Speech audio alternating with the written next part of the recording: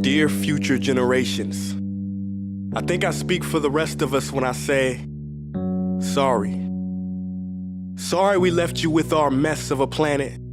Sorry that we were too caught up in our own doings to do something. Sorry we listened to people who made excuses to do nothing. I hope you forgive us. We just didn't realize how special the earth was. Like a marriage gone wrong, we didn't know what we had until it was gone. For example, I'm guessing you probably know it as the Amazon desert, right? Well, believe it or not, it was once called the Amazon rainforest, and there were billions of trees there, all of them gorgeous, and... Oh, you don't know much about trees, do you? Well, let me tell you, trees are amazing. I mean, we literally breathe the air they are creating. They clean up our pollution, our carbon. They store and purify water, give us medicine that cures our diseases, food that feeds us, which is why I'm so sorry to tell you that we burn them down. Cut them down with brutal machines, horrific, at a rate of 40 football fields every minute. That's 50% of all the trees in the world gone in the last 100 years. Why? For this. And that wouldn't make me so sad if it weren't so many pictures of leaves on it. You know, when I was a child, I read how the Native Americans had such consideration for the planet that they felt responsible for how they left the land for the next 7 generations. Which brings me great sorrow, because most of us today don't even care about tomorrow. So I'm sorry. I'm sorry that we put profit above people, greed above need, the rule of gold above the golden rule. I'm sorry we use nature as a credit card with no spending limit, overdrafting animals to extinction, stealing your chance to ever see their uniqueness or become friends with them. Sorry we poison the ocean so much that you can't even swim in them. But most of all, I'm sorry about our mindset, 'cause we had the nerve to call this destruction progress.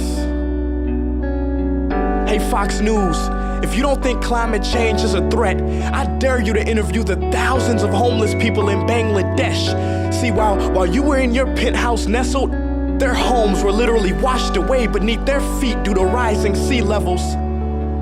And Sarah Palin, you said that you love the smell of fossil fuels. Well, I urge you to talk to the kids of Beijing who are forced to wear pollution masks just to go to school. See, you can ignore this, but the thing about truth is, it can be denied, not avoided. So I'm sorry, future generations. I'm sorry that our footprint became a sinkhole and not a garden. I'm sorry we doomed you, and I'm sorry we couldn't find another planet in time to move to. You know what? Cut the beat. I'm not sorry. This future, I do not accept it, because an error does not become a mistake until you refuse to correct it. We can redirect this. How?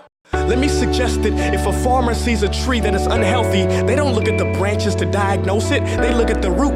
So like that farmer, we must look at the root, and not to the branches of government, not to the politicians run by corporations. We are the root, we are the foundation. This generation, it is up to us to take care of this planet. It is our only home. We must globally warm our hearts and change the climate of our souls and realize that we are not apart from nature, we are a part of nature. And to betray nature is to betray us. To save nature is to save us. Because whatever you're fighting for, racism or poverty, gay rights or any type of equality, it won't matter in the least. Because if we don't all work together to save the environment, we will be equally extinct. Sorry.